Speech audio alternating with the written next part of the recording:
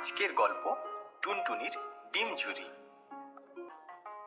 এক জঙ্গলে একটি গাছের ডালে এক টুনটুনি পাখি তার বাসায় থাকত। সে সারাদিন জঙ্গলের এ প্রান্ত থেকে ও প্রান্ত উড়ে বেড়াতো, আর সন্ধে হলেই সে তার নিজের বাসায় আবার ফিরে আসতো।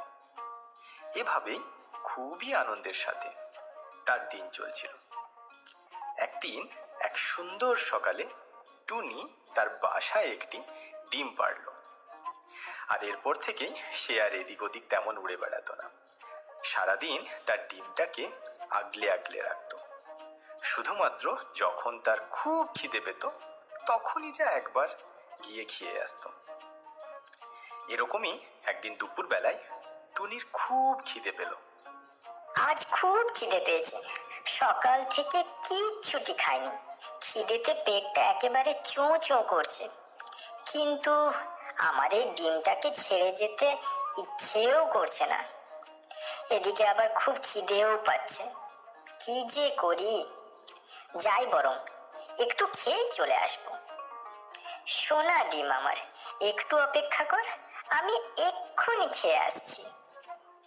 এরপরই টুনি তার ডিমটাকে বাসায় রেখে খাবারের খোঁজে জঙ্গলের দিকে উড়ে গেল। আর এমন সময় একটা দুষ্টু শেয়াল টুনির বাসার সামনে দিয়ে যাচ্ছিল। আর যেতে যেতে ওই দুষ্টু শেয়ালটির নজর পড়ল টুনির বাসার উপর।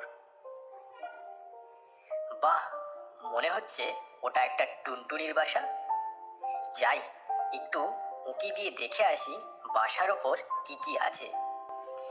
যদি ওই বাসায় টুনটুনির বাচ্চা থেকে থাকে তাহলে তো ওটাকে ওখানেই গিলে খাবো।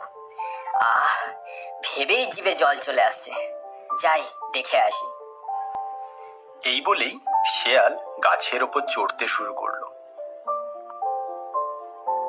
হ্যাঁ, মাত্র একটা ডিম?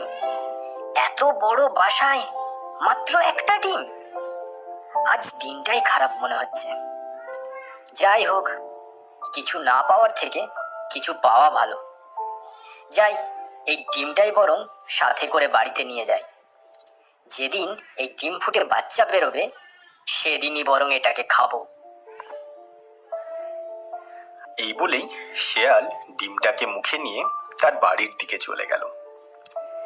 এদিকে কিছুক্ষণ পরেই টুনি তার বাসায় ফিরে এলো। আর ফিরে এসেই, এ কি, আমার ডিম কই? কোথায় গেল আমার ডিমটা? আমার ডিমটা কে নিয়ে নিল? আমি তো একটুক্ষণের জন্যই খেতে গেছিলাম, আর তার মধ্যে আমার ডিমটা কে নিয়ে নিল? এই বলেই টুনি তার বাসার ওপর বসে বসেই কাঁদতে শুরু করলো। আর কিছুক্ষণ পর, না, এভাবে বসে বসে কাঁদলে কিচ্ছু হবে না। যেভাবেই হোক না কেন আমাকে আমার ডিমটাকে খুঁজে বের করতেই হবে। কিন্তু এত বড় জঙ্গলে কোথায় খুঁজবো আমার ডিমটাকে? আর এরপরেই টুনি তার ডিমটাকে খোঁজার জন্য জঙ্গলের দিকে উড়ে চলে গেল।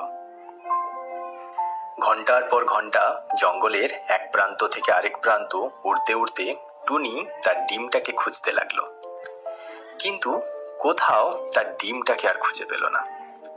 অবশেষে হতাশ হয়ে একটি গাছের ডালের উপর বসে সে কাঁদতে লাগলো। কেন যে আমি খাবার খেতে গেছিলাম, না গেলেই ভালো হতো। আমাকে আমার ডিমটাকে তো আর হারাতে হতো না। এই বলে টুনি আবার কাঁদতে শুরু করলো।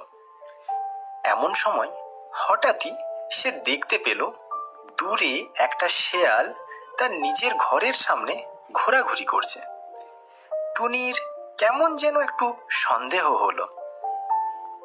আমি যখন খাবার খেতে গেছিলাম এই দুষ্টু শেয়ালটা আমার ডিমটা নিয়ে নেয়নি তো? একবার গিয়ে দেখে আসলে ভালো হতো।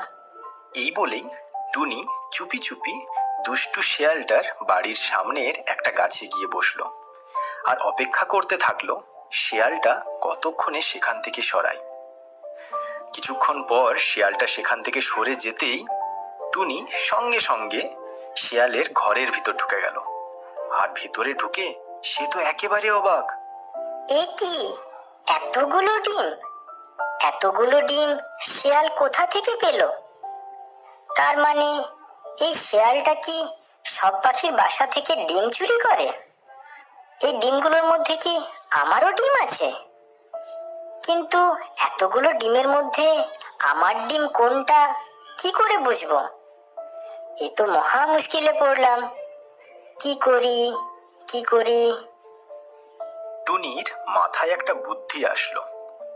সে প্রতিটা ডিম মাটিতে সারি দিয়ে সাজালো। তারপর প্রতিটা ডিমের ওপর একবার করে বসে ডিমটাকে গরম করে সেই ডিম ফুটিয়ে বাচ্চা বের করতে শুরু করলো। আর কিছুক্ষণেই প্রথম ডিম ফুটে বাচ্চা বেরিয়েও আসলো। কার কার কার কার কার কার? টুনি বুঝতে পারলো এটা তার ছানা না। তুমি তো আমার ছানা নও। তোমাকে দেখে তো কাকের ছানা মনে হচ্ছে। আর এই বলেই টুনি এবার দ্বিতীয় ডিমের উপর বসে তা দেওয়া শুরু করলো। আর কিছুক্ষণেই সেটি থেকেও একটা ছানা বেরিয়ে আসলো।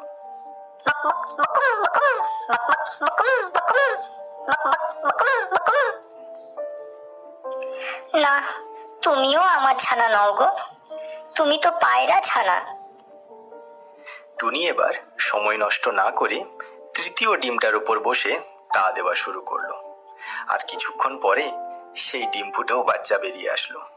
আর সেই বাচ্চা বেরিয়েই বলল, মা, ও মা, মা গো, মা, তুমি আমায় আমাদের বাসায় নিয়ে চলো মা। মা গো, মা।